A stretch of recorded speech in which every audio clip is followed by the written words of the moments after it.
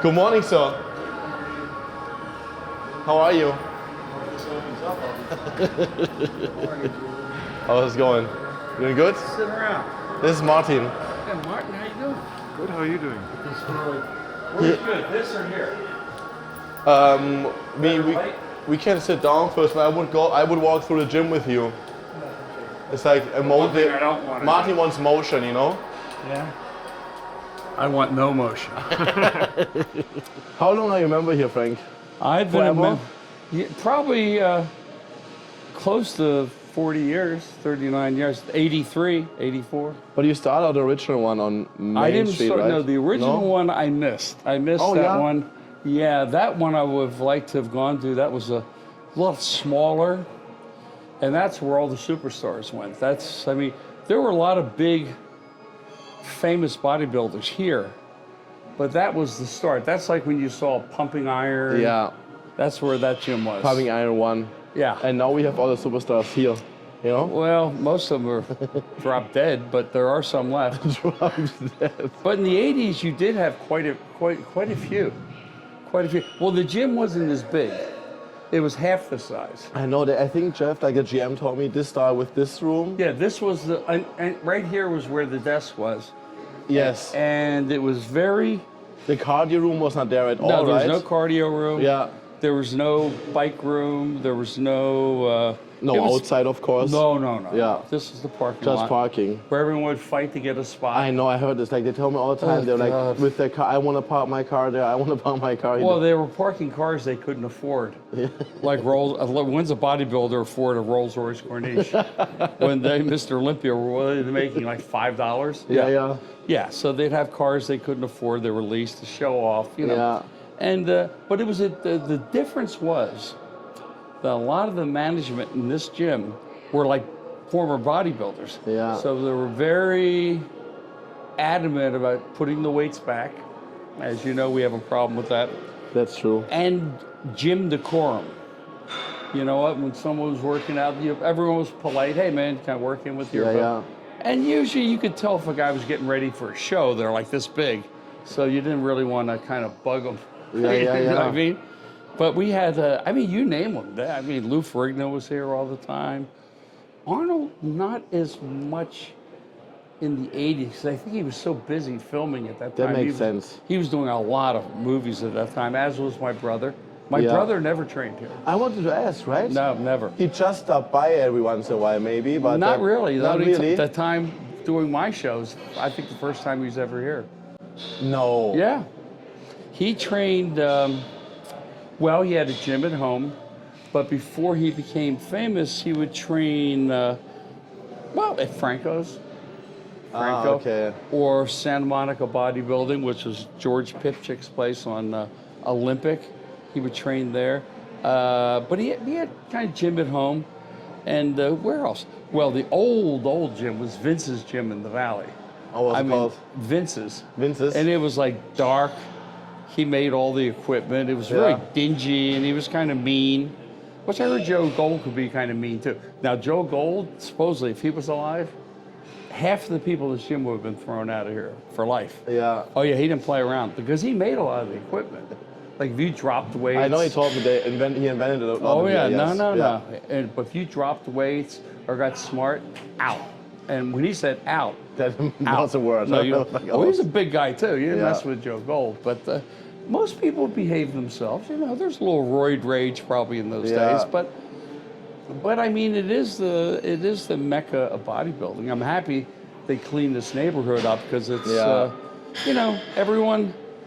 Again, it's a different era. That era over there, I think they spent a lot of time at the beach. Yeah. And I don't know where they ate. I don't know if the firehouse was around then, but. So my picture was wrong that you and Arnold and your brother all worked out together. Oh, in the no. 80s. I don't think they've ever worked out together.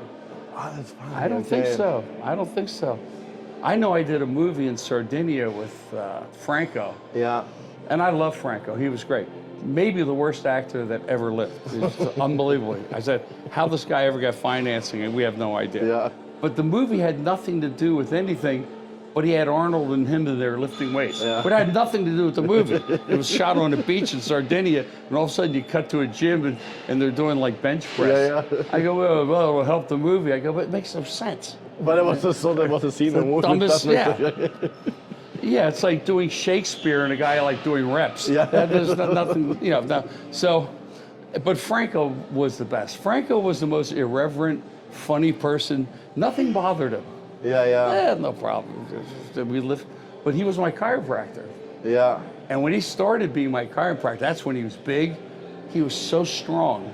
I said, I'm either going to get adjusted or die. Yeah. He's going to break my spine in half. And the first time I met Franco was on a TV show in the 70s where he blew up a hot water balloon. Yeah. He used to, which is actually very dangerous. And I still have it. He signed it to me. I still have that. I've had that balloon 45 years. It was like an enema balloon. Yeah. I said, how's this guy? He was so strong. Yeah, okay. And he was a great guy, man. He and Arnold were very, he spoke fluent German too. Franco. Like me? Yeah, just like you.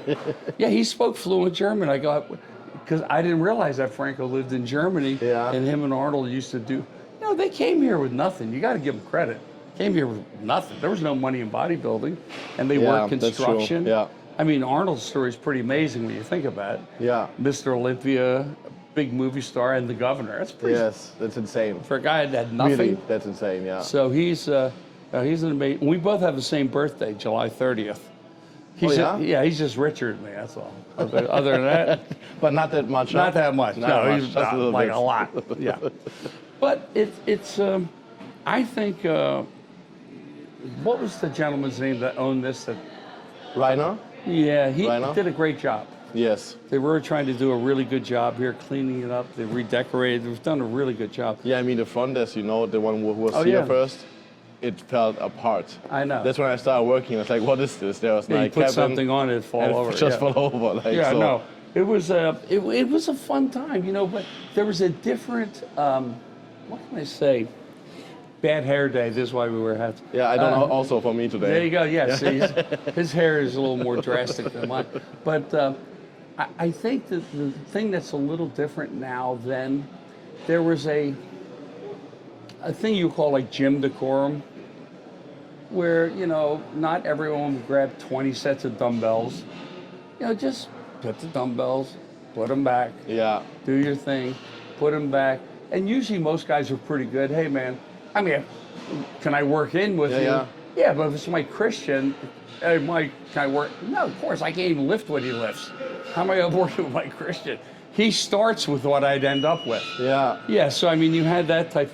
But, I mean, every famous bodybuilder that ever lived has been in this gym. But you said also you've been here 40 years, right? Mm-hmm. So you came from New York to LA. No. I moved out here in 1979. 1979, okay. Yeah, and I used to go to, there was a Czechoslovakian guy named George Pipchik. Yeah. Who trained, like you see him in like Rambo or Rocky IV, he's like the trainer. And he was a guy that came here with nothing, made all his own equipment. Beautiful stuff, because he was a welder like Joe. But in his gym, no music. No music? You drop the weights, you go, let me tell you, one more time, you're out. Yeah, no dropping weights. Yeah. And you had to put everything back. And he was constantly cleaning the gym, constantly. So I think the only one that ever had music in the gym was my brother. Okay. And people go, well, how come he has it? Because he's Rocky and you're not. Yeah, so there you go. So I mean, a little preferential treatment here or there, but his gym was beautiful, and it was on Olympic, and there were quite a few gyms around then. So you started at the 80s when you came over, like to work out at Gold's Gym. Yeah. What happened? I started working on my first. Well, not my first soundtrack. My first hit was Saturday Night Fever. Yeah. Staying Alive, and I know that I'd probably be going on the road. Yeah. But I worked out in New York, but New York really didn't have that many. New York maybe had 4 gyms. You had Mid-City, Yeah, Dan So it Laurie's. was not known for bodybuilding at all, right? No, Because no. also just started everywhere. Or they go to the YMCA. Yeah, it was. Yeah. But bodybuilding was really small. You know, my mother did a TV show in the early '50s, lifting weights called Barbellas. Mm-hmm. So my mother would be on TV. This is when there wasn't even film; it was kinescope, and she'd be lifting weights, and we watch her on TV screen this big in the '50s. So we had barbells and dumbbells in our basement by York, because they were sponsored by York, and that's how my brother, because he was a skinny kid, and those days the Hercules movies with Steve Reed. So he was a skinny kid. He goes, hey, I want to be that guy. So in those days, there were, like I said, there were hardly any gyms.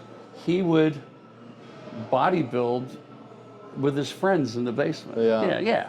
But minimal kind of weights, nothing like today. It was just barbells, dumbbells, two things. And what they do, there were these little magazines called Iron Man. Yeah. A very small, and they would sit there, okay, for this, and they were like 12, 13 years old. So for that time, I mean, remember, most guys weren't built. Yeah. Terrible. So even when he did Rocky, even though he's like a little smoother, but he was still bigger than the average person. I mean, the average guy had 12-inch arms, you know what I mean? Yeah. So, and I remember he and I used to, what happened, I was in New York, I was living right next with him in New York, poor as hell. And I had my heart broken by his girlfriend. He goes, hey, you got to start lifting weights. I go, all right, I'll show her. So we started lifting, man. And in those days, we had no money. We used to wear railroad construction gloves. Yeah. Yeah. And there was only one thing called Progest. It tastes like NyQuil. We drink that. But for that time, we got pretty big. We used to wear those tight T-shirts.